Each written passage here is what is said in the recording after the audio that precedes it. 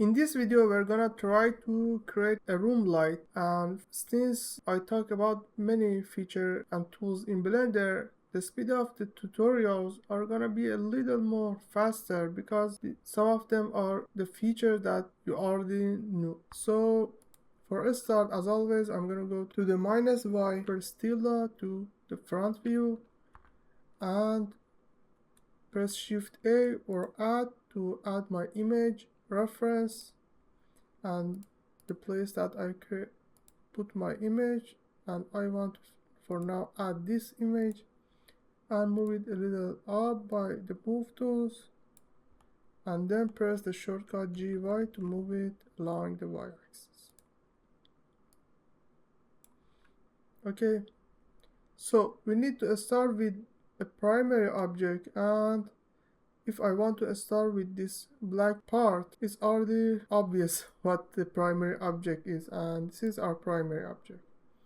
So I go to the -y view or front view, then I want to edit my cube, go to the edit mode, and I want to also see the black part so that I can change the size of my cube according to the image. So I'm gonna go to the wireframe or press Shift Z to go to the wireframe.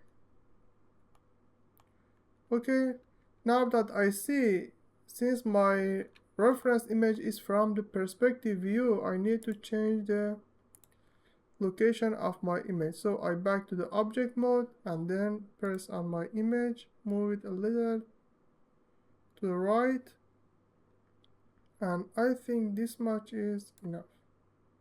And then I select my cube again, or you can select from here cube, and then press tab or go to the object mode and press edit. Now I want to resize my cube, and I can use this square to scale my object, but if I do this and then come back, you can see that I don't resize my cube proportionally. So as I talked to you before, always if you want to save the proportion of your object, always use the white circle. So I use the white circle, and this much I think is enough, and if I look at my cube, it saved its proportion for now. So I go to the -y, and then this time I want to change the size in z-axis, so I use the z-axis to scale it. And if I compare the height of this part to my object, I think this much is enough. And for now, this is the shape that I created. And now let me analyze my reference image a little more. We have a little bevel here, if you look closely, and we also have a little edge to the top.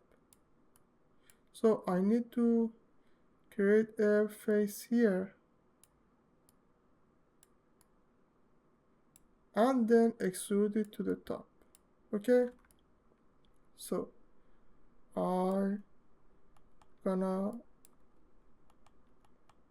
first add my bevel, and since I already selected my cube, I can use bevel, but if you don't select it, you can go to the select and use the all selected to select all your cube.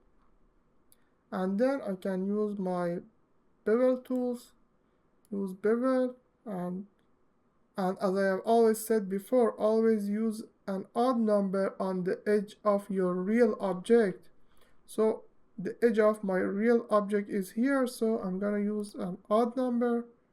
So if it here is 2, it's gonna be add to the one edge that we have, so it's gonna be 3 edge.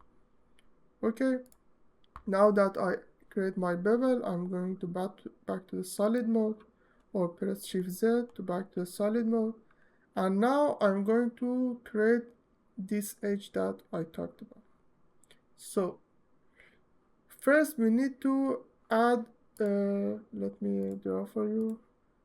add a face here because we don't have anything here.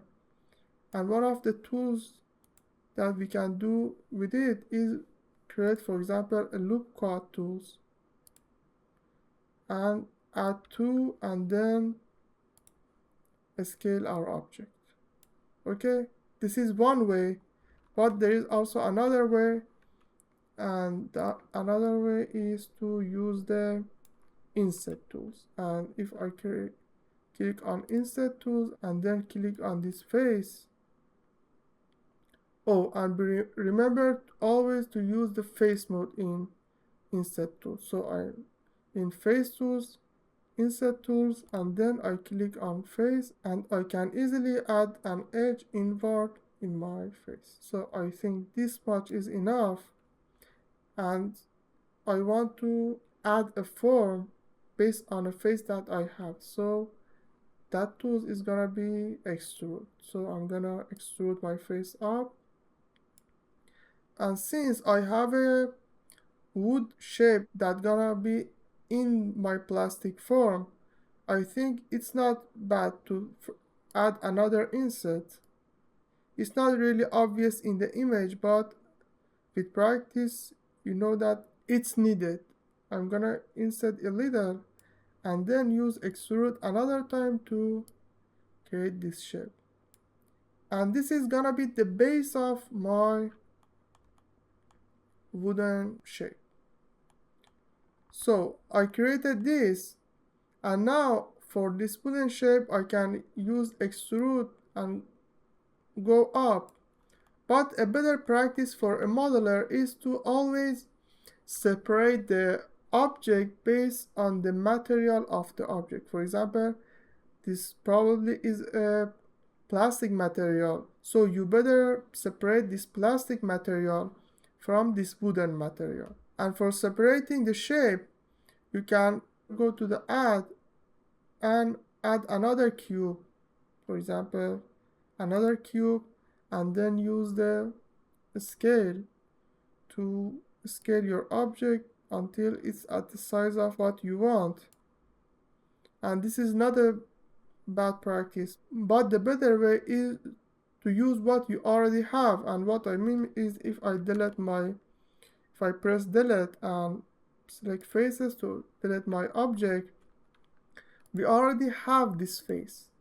So it's better to use this face to create this wooden pillar. So I'm gonna select my face, then press Shift D, or from mesh press duplicate. And if I duplicate, you can see that I can now move the faces that I copied. And if I press Z, I can move my face along the Z axis. So I'm gonna move it a little up, and after that I'm gonna use extrude to create the shape that I want. So instead of using the cube, I use a face to create this kind of shape. And this is our base shape. On the next video we're gonna work on this light and these shapes. The most important thing that I want you to learn from this video is that first, try to separate your object based on material. For example, you have a wooden and plastic material, so try to separate your object based on them. And second, after you start modeling with a primary object, for extending your object or adding more detail to your object, try to use the existing face and edge and not try to add another primary object to your existing object. And that is for now, and as always you can subscribe or like. See you on the next video.